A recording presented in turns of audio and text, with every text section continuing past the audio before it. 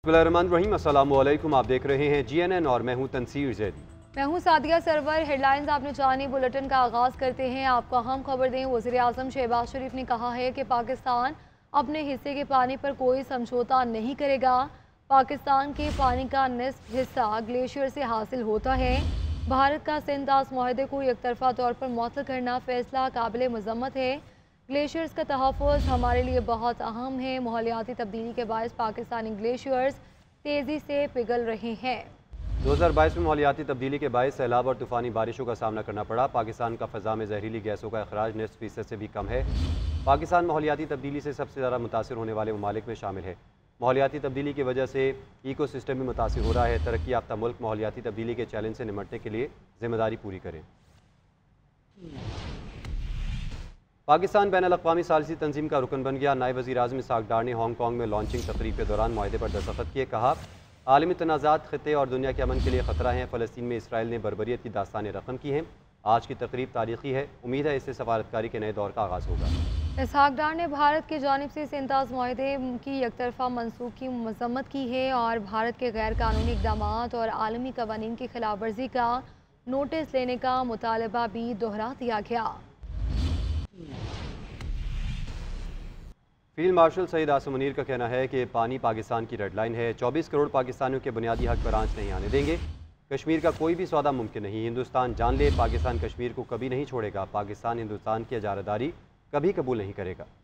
हलाल टॉक्स के शुरका से खिताब करते हुए फील्ड मार्शल सैयद आसिम मुनीर ने कहा कि दहशतगर्दी हिंदुस्तान का अंदरूनी मसला है। दहशतगर्दी की वजह क्लियर तो बिलखुसूस मुसलमानों पर बढ़ता जुल्म और तासुब पसंदी है। बलूचिस्तान में दहशतगर्द फितना अल हिंदुस्तान है, इनका बलोचों से कोई ताल्लुक नहीं। पाकिस्तान और IMF के दरमियान मुज़ाकरात आज फिर होंगे। तनख्वाहदारों और सनतकारों को रिलीफ देने पर बात होगी। अहदाफ और इक़दामात पर भी तबादला ख्याल किया जाएगा। IMF तनख्वाहदार तबके को रिलीफ देने, तनख्वाहों और पेंशन में इजाफे पर रजामंद है। ज़राए के मुताबिक IMF ने रिलीफ के एवज़ बड़े पेंशनर्स पर टैक्स लगाने की शर्त रखी है। हुकूमत को रेवेन्यू नुकसान को पूरा करने के लिए बड़े पेंशनर्स पर टैक्स लगाना होगा। IMF ने मुतालबा किया है हुकूमत अखराजात में कमी करे और इजाफी रेवेन्यू इकट्ठा करे ताकि माली गुंजाइश पैदा हो सके। ज़राए वजारत ख़जाना के मुताबिक अगर पेंशनर्स पर टैक्स लागू किया गया तो इसका भी शदीद रद्दअमल आएगा। बजट में तनख्वाहों में 10% इजाफे की तजवीज़ है। नया बजट 10 जून को ही पेश होगा। इक़्तिसादी इजलास की तारीख बदल सकती है। 18 साल से कम उम्र बच्चों की शादी जुर्म। सदर मुमलिकत ने बच्चों की शादी की ममानत के बिल पर दस्तखत कर दिए। कानून के मुताबिक निकाह ख्वाह कोई ऐसा निकाह नहीं पढ़ाएगा जहाँ एक या दोनों फरीक 18 साल से कम उम्र हों। खिलाफ वर्जी करने पर निकाह ख्वाह को 1 साल कैद और 1 लाख रुपये जुर्माना हो सकता है। 18 साल से बड़ी उम्र का मर्द कम उम्र लड़की से शादी करे तो 3 साल तक कैद बामुशक्कत होगी। अदालत कम उम्र बच्चों की शादी रोकने का हुक्म जारी करेगी। अदालत इतला देने वाले को तहफ़्फ़ुज़ देगी। कौमी असम्बली में बिल शर्मिला फारूकी, सेनेट में शहरी रहमान ने पेश किया।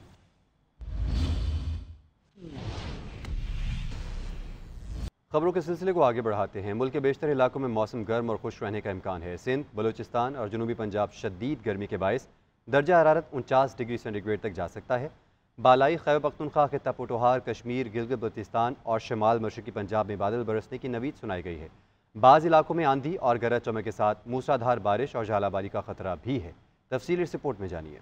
मुल्क में गर्मी के डेरे, बादल आने और बरसने की पेशगोई। बाज़ इलाकों में तेज आंधी, मूसलाधार बारिश और झालाबारी का अलर्ट जारी। मुल्क के बेशतर इलाकों में मौसम आज गर्म और खुश्क रहने का इम्कान है। ताहम गिलगित बल्तिस्तान और कश्मीर को बादलों ने लपेट में ले लिया है। पेशावर, दीर, चित्राल समेत खैबर पख्तूनख्वा के बेशतर अजला में गरज चमक के साथ तेज बारिश का इम्कान है। बाज़ इलाकों में ओले पड़ने का भी खदशा है। इस्लामाबाद, रावलपिंडी, खित्ता पटोहार में बादल गरजने और बरसने की तवक्को है। लाहौर समेत शमाल मशरकी पंजाब में तेज हवाओं के साथ कहीं तेज और कहीं हल्की बारिश का इम्कान है। झालाबारी की भी पेशगोई की गई है। महकमा मौसमियात ने खबरदार किया है कि जुमे और हफ्ते के रोज बारिशों के दौरान आंधी और तेज हवाओं के बायस कमजोर इंफ्रास्ट्रक्चर को नुकसान पहुंच सकता है। सिंध और बलूचिस्तान में आज भी सूरज का पारा हाई रहेगा। सिब्बी, नवाबशाह और मोहनजोदाड़ो का दर्जा हरारत 49 जबकि तुर्बत और दादू का 48 डिग्री सेंटीग्रेड तक जा सकता है। जनूबी पंजाब में भी पारा 48 दर्जे को छू सकता है। रात आने वाली आंधी के बायस लाहौर के इलाके बागड़िया में दीवार गिरने से 2 अफराद जख्मी हो गए। PDM में खैबर पख्तूनख्वा के मुताबिक हालिया बारिशों के दौरान आसमानी बिजली गिरने समेत मुख्तलिफ वाक़यात में 8 अफराद जाँ बहक और 21 जख्मी हुए। वज़ीर आला पंजाब मरियम नवाज शरीफ से सुबकदोश होने वाले वर्ल्ड बैंक के कंट्री डायरेक्टर की मुलाकात हुई है। वज़ीर आला पंजाब ने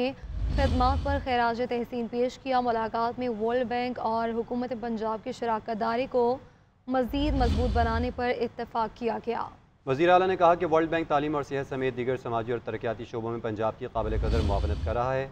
बात करते हैं फसीउल्लाह से। फसीउल्लाह बताइए। जी बिल्कुल, वज़ीर पंजाब मरियम नवाज से सुपुर्दोश होने वाले वर्ल्ड बैंक के कंट्री डायरेक्टर नाजिब बिन हुसैन ने मुलाकात की है।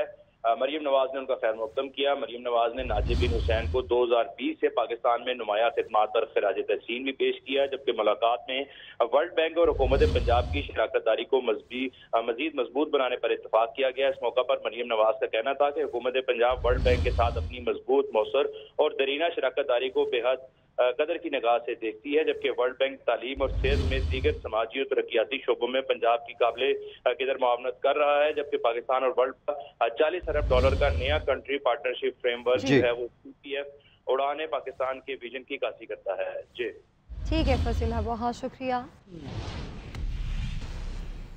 मुशीर इत्तलात खैबर पख्तूनख्वा बैरिस्टर सैफ ने कहा कि ऑडिट रिपोर्ट ने मरियम नवाज के पहले रमज़ान पैकेज की कले खोल दी। मरियम नवाज ने रमज़ान पैकेज में अली अमीन गंडापुर की नकल करके कौमी ख़जाने के अरबों रुपए ज़ाया कर दिए। मज़ीद कहा कि ऑडिट रिपोर्ट के मुताबिक गलत डेटा के बायस कौमी ख़जाने को 1 अरब 81 करोड़ रुपए का नुकसान पहुँचा। मरियम नवाज कौम के टैक्स का पैसा अपनी नाअहली की नज़र कर रही है।